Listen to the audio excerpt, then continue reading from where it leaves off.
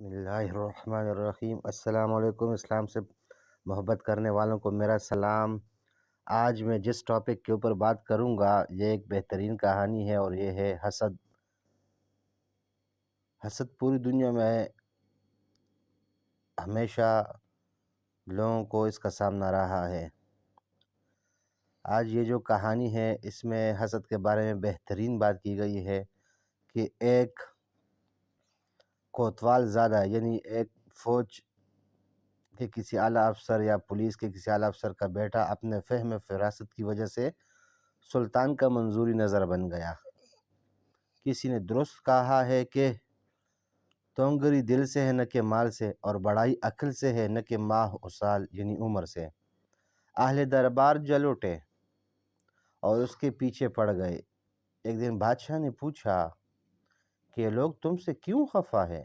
کہا حضور، جب سے سایہ دولت میں آیا ہوں ہر شخص سے تعلقات مہر و محبت بڑھائے ہے۔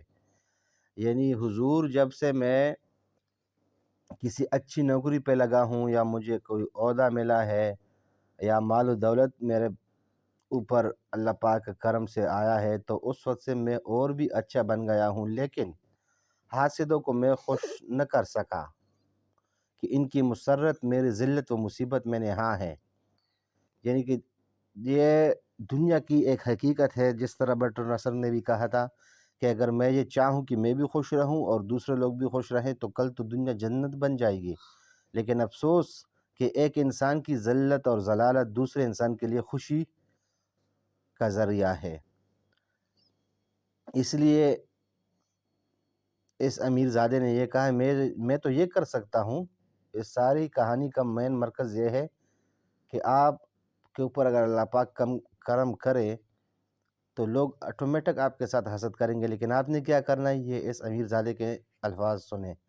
میں تو یہ کر سکتا ہوں کہ کسی کا دل نہ دکھاؤں، لیکن اس کمبخت حاسد کا کیا کروں جو خوامخواہ جل سڑ رہا ہے؟ مرتا ہے تو مر اے منحوس، کہ حسد کا علاج صرف موت ہے۔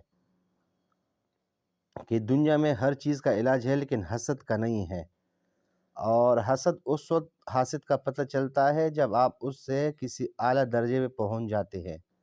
پھر آپ چاہے 1000 بار اچھائیاں کریں لیکن کبھی بھی وہ آپ سے خوش نہیں ہوگا بلکہ کیڑے نکالتا رہے گا۔